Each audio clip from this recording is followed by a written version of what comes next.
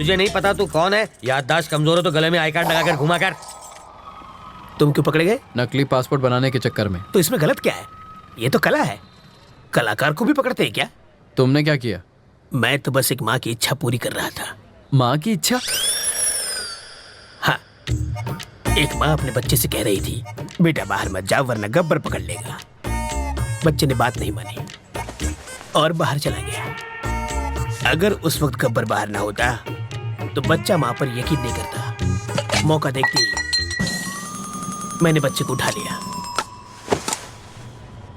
लेकिन भलाई का तो जमाना ही नहीं रहा। उसकी माँ ने ही मुझे पकड़वा दिया। कहने लगी बच्चे को किडनैप किया है।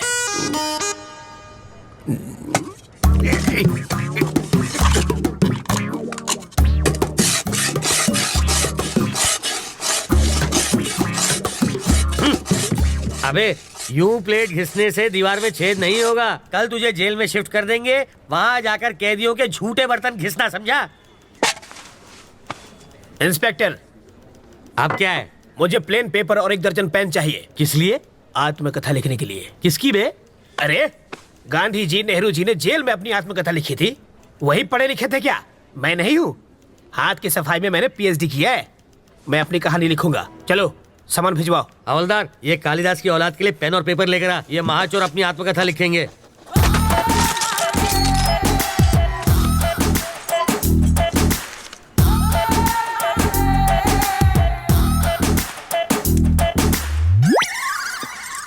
सर अब क्या है रे? 1 कप चाय चाहिए सर। अबे तेरे बाप का घर है क्या? मैं यहाँ का दामाद हूँ सर। जेल को ससुराल कहते हैं ना। हवलदार जी सर। ये ऐसे ही पकाता रहेगा। चल हम लोग राउंड अप करके आते हैं। आप चलिए सर, पीछे पीछे हम भी आते हैं।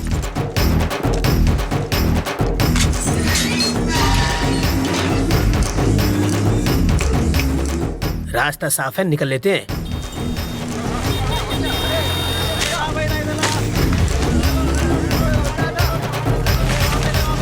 हाँ? ये क्या है? कौन है? वो कौन था? मेरा चाहने वाला। इसे देने के लिए इतना स्टाइल क्यों मारा उसने? रजनीकांत की फिल्में बहुत देखता है। ये लो पकड़ो।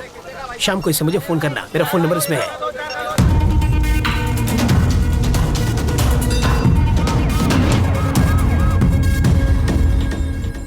तुझे पूरा यकीन है ना कि वो उसी फोन से बात करेगा? होकर क्या है सर? हाँ। वो उससे फोन करेगा। अगर कहीं और से फोन किया तो बिट्टू को ढूंढना मुश्किल हो जाएगा।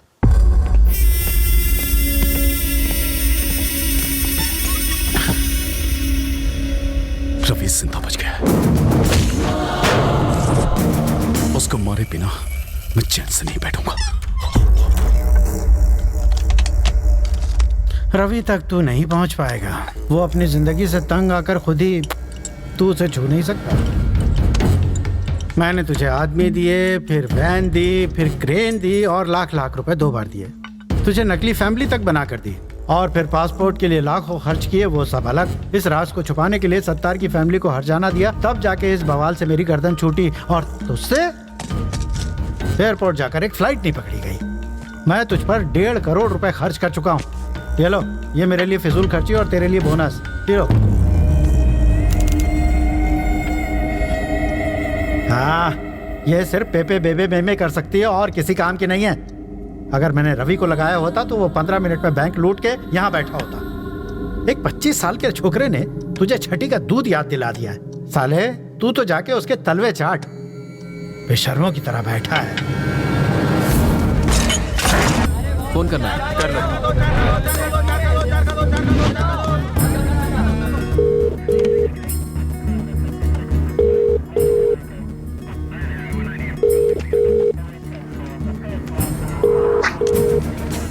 वो शायद मोबाइल इस्तेमाल नहीं करता, इसलिए ट्रांसमीटर लगा दिया।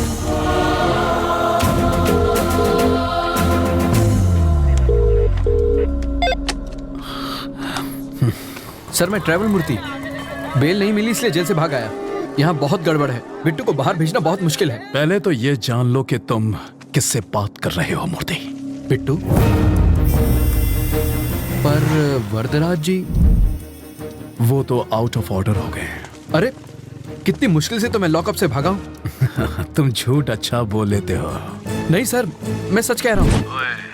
जिस आदमी ने तुम्हें भगाया है, जिस आदमी ने तुम्हें फोन करने पर मजबूर किया है, उससे बात करनी है। Hi, Ravindra Narayan. Your friend.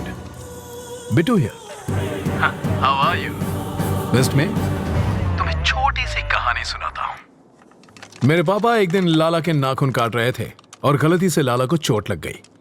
मुझे बहुत बुरा लगा क्योंकि लाला रो रहा था, वो दर्द से चिल्ला रहा था। पापा ने मुझसे दवाई लाने को कहा। मैं दौड़कर अंदर गया। भाई का खून देखकर मेरे आंसू निकल आए। दूसरे दिन खबर मिली कि मेरे बाप का खून हो गया।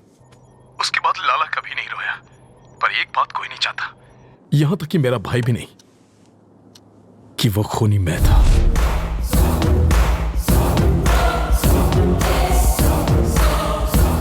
लाला के खून की वजह से पापा की जान गई। अब तेरा क्या होगा ये शायद यमराज को भी नहीं पता। देखता हूं कि तुम कितने समझदार हो। चलो चाय पी कर आते हैं। कैसे आदमी हो तुम? वो सीधे सीधे वार्निंग दे रहा है और तुम्हें डर नहीं लगता? उसके डराने धमकाने से क्या हो जाएगा? मुझे डर से डर नहीं लगता। तो अब क्या करना है? इस बिट्टू नाम के ट्यूमर को हटाना ही पड़ेगा और इसकी सर्जरी मैं करने वाला हूं।